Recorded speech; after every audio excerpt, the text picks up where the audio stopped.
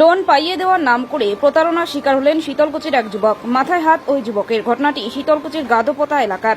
জানা যায়, দিন কয়েক আগে একটি অচেনা নম্বরে গাদোপোতা এলাকার রং মিস্ত্রি মফিজুল মিয়ার মোবাইলে ফোন আসে এবং তাকে 1 লক্ষ টাকা লোন পাইয়ে দেওয়ার কথা বলে। এর বিনিময়ে প্রথম দিকে সমস্ত প্রমাণপত্র তাদের হোয়াটসঅ্যাপে পাঠাতে বলে। হোয়াটসঅ্যাপে পাঠাতেই পরবর্তীতে ফের ফোন করা শুরু করে ওই হ্যাকাররা। তাকে জানায় পয়সা পাঠাতে হবে। প্রথম দিকে মফিজুল 500 টাকা পাঠিয়ে দেয়, পরবর্তীতে আরো 500, সর্বমোট 1000 টাকা।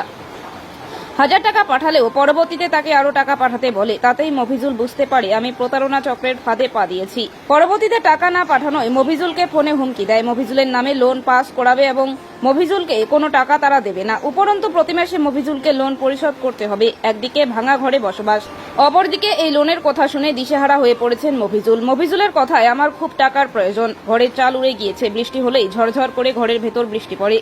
ঠিক এই মুহূর্তে লোনের কথা শুনে ভেবেছিলাম সম্ভবত সত্যি তারা লোন দেবে। সেই লোনের টাকা পেলে আমি ঘরটা ঠিক করতাম, কিন্তু এর জন্য উলটপুরাণ।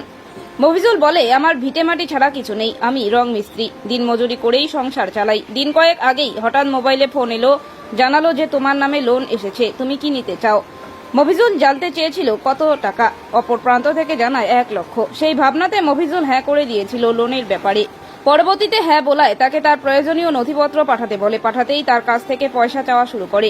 পরপর 1000 টাকা পাঠালেও আবার টাকা চাইতে থাকে। অবশেষে তিনি বুঝতে পারেন তিনি প্রতারিত হয়েছেন। তবে তাকে এমনটাই হুঁশিয়ারি দেন, যদি পরবর্তীতে টাকা না পাঠায় তবে তার নামে লোন পাস করে তারা টাকা তুলে নেবে এবং লোনের টাকা পরিশোধ করতে হবে মফিজুলকে। এই কথা শুনে বর্তমানে মাথায় হাত পড়েছে মফিজুলের কথায় নুন আনতে পান্তা ফুরায় সংসারে। আবার লোন নেওয়ার নাম করে প্রতারিত হব এবং আমাকে প্রতি মাসে লোন পরিশোধ করতে হবে, তাহলে আমি আত্মহত্যা করা ছাড়া আর কোনো জায়গা খুঁজে পাচ্ছি না। এই বিষয়ে মফিজুল শীতলকুচি থানায় অভিযোগ জানাবেন বলে জানিয়েছেন। শীতলকুচি থানার ওসি অ্যান্থনি হোরো জানান, অভিযোগ পেলে বিষয়টি খতিয়ে দেখা হবে। দাদা, কি সমস্যা হয়েছে আপনার? সমস্যাটা হয়েছে কি, একটা আমার মোবাইলে ফোন আসছিল। তো আমি বলছি বলে কিসের ফোন, বলে আপনার নামে একটা লোন পাস হয়েছে। তা আমি বলছি কত টাকা, বলে 1 লাখ টাকা। তাই 1 লাখ টাকা লোন পাস হয়েছে। তা করার পরে আমার কাছে ডকুমেন্ট চাই। তা বলে দাদা আপনার নামে, স্যার বলে স্যার আপনার নামে তো একটা লোন ঢুকছে, তা এইটা আর কি এই অ্যাকাউন্ট নাম্বার আর আধার কার্ড আপনার 2 কপি ছবি পাঠিয়ে দেওয়া খাবি। এটা কবে আপনাকে ফোন করে? এটা মোটামুটি 3-4 দিন থেকেই। আচ্ছা, ফোন করে ডকুমেন্ট চাই? হ্যাঁ, ডকুমেন্ট চাই। আচ্ছা, 3-4 দিন থেকে আর কি ফোন করে। তা আমি কি একটু ভাবি দেখি। তা আমি কিন্তু কারো কাছে কোনো বলিও নাই, কোনো ছেলে পেলেকেও বলি নাই, তারপর কোনো কাকু বলি নাই। তেমন যদি দেই টাকাটা, তা আমার ওটা কাজে লাগবে। লোনটা আমি তো মেলা দিন থেকে, মোটামুটি 15-20 দিন থেকে একটা লোন করিস চাই। আচ্ছা, আমার এই ঘরটা ভাঙি গেলে পানি পড়ে তো ভাঙি গেছি। এই বৃষ্টি হয়েছিল, থাকা যায় না, সব পা ভিজি যায়। তা মুখম বলে লোনটা পাইলে একটা কাজ করব। তো ওই জন্য মানে ডকুমেন্টটা আমি দিছি। আচ্ছা। দিয়ে এনে পরে আমি ফাঁসি গেছি। ডকুমেন্ট যখন দিলেন, তারপর ওই প্রান্ত থেকে কি আপনাকে বললো? ওখান থেকে বললো বলে ডকুমেন্টটা যখন আমি দিছি, বলে দাদা আমাকে 1550 টাকা দিতে লাগবে। আচ্ছা, তা আমি বললাম বলে 1550 টাকা তো আমার কাছে নাই। তা আমি বলছি লোনটা কি পাস হইবে? বলে হ্যাঁ হইবে। তুমি দাদা আমার কাছে 500 টাকা আছে। তা কয় ঠিক আছে, ওই 500 টাকা দেন। তা আমি ওই 500 টাকা মানে আমি দিয়ে দিছি। 500 টাকা যখন আমি দিছি, দেওয়ার পরে আমাকে বলে আরো 500 টাকা দিতে লাগবে। তা আমি বলে কেন?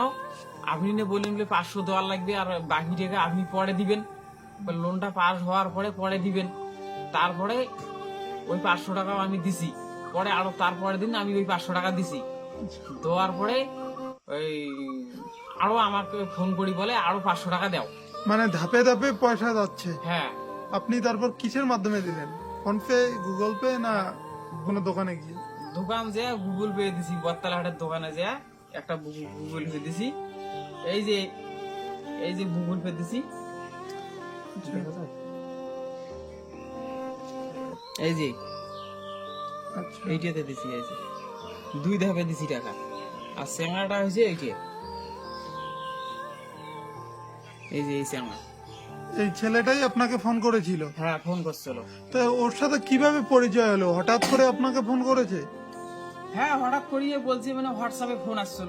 আচ্ছা, হঠাৎ করে হোয়াটসঅ্যাপে ফোন আসে? হ্যাঁ ফোন আসা মাত্রই বলে যে আপনার নামে একটা লোন লেগেছে? লোন লাগছে। আচ্ছা। তা আমি বলছি বলে লোন লাগছে, এটা তো আমার তো বিশ্বাস হয় না। হুম। তারপরেও আমি বিশ্বাস করে নিয়েছি। আমি বলছি বলে আমাকে দাদা বলে, স্যার বলে। তারপরে বলছি বলে এই আমি ভগবান কসম, মার কসম, আচ্ছা। এইভাবে আর কি হিন্দি দিয়ে বলছি, আমিও হিন্দি দিয়ে বলছি। আচ্ছা। बोले हम ने ज्यादा पैसा देना नहीं पाएंगे, 500 रुपये हम देंगे। तो बोलता है 500 रुपये से काम हो जाएगा।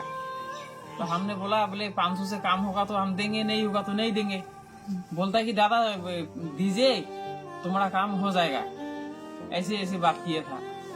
वैसे करके हम 1000 रुपये दिए।